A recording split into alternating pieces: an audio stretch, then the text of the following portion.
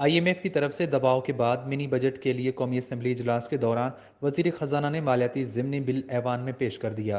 Opposition ने करारदाद की मुखालफत की। स्पीकर असद कैसर की जेर सदारत कौमी असम्बली का इजलास हुआ। कौमी असम्बली के इजलास में वजीर आजम इमरान खान के मुशीर बराए पार्लिमानी अमूर बाबर अवान ने ऐवान में रूल्स मुअत्तल करने की करारदाद पेश कर दी। रूल्स मुअत्तल करने की करारदाद मंजूर हुई, जिसके बाद वजीर खजाना शौकत तरीन ने ज़िमनी मालियाती बिल 2021 मिनी बजट कौमी असम्बली में पेश कर दिया।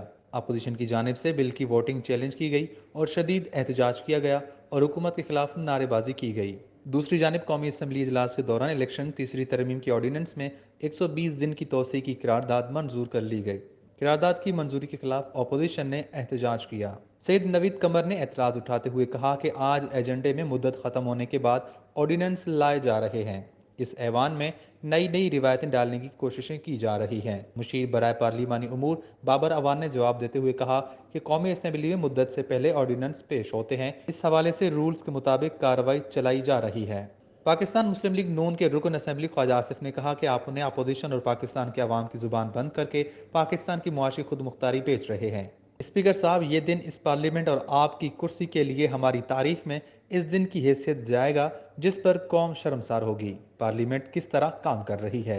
आप वो ऑर्डिनेंस बहाल कर रहे हैं जो ख़त्म हो चुके थे, जो आइन के खिलाफ है। स्टेट बैंक का कंट्रोल आईएमएफ को दे रहे हैं।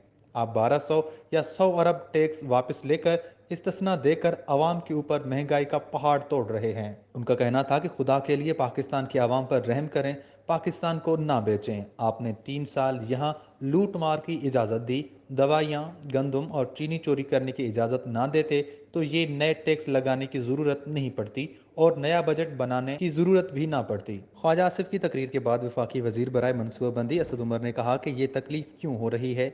कुछ हफ्तों से तूफान खड़ा किया गया कि इमरान खान गया। उन्होंने आवाम को मुत्तहरिक करना था, अपने बंदों को कुर्सी पर खड़ा नहीं कर सके। उनके सिर्फ 3 लोग कुर्सी पर खड़े हुए, ये हुकूमत क्या गिराएंगे। उन्होंने मजीद कहा कि इनको शर्म आनी चाहिए। उनके वजीर दिफा कोई माली, कोई धोबी, नाई के इकामे पर नौकरियां कर रहे थे और हमें कौमी सलामती का दर्स दे रहे हैं। मोदी को शादियों पर बुलाया, ये किस मुंह से कौमी सलामती की बात करते हैं। हमने भारतीय पायलट को जलील करके चाय पिलाकर भेजा।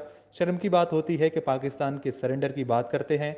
कोई शर्म होती है, कोई हया होती है। विफाकी वजीर बराए मनसूबाबंदी का कहना था कि कोरोना वायरस आने पर एक साहब लंदन से भागे हुए जॉब एप्लीकेशन अपडेट करके आए। लीगी सदर शहबाज शरीफ ने कहा कि कोरोना लॉकडाउन लगा दें।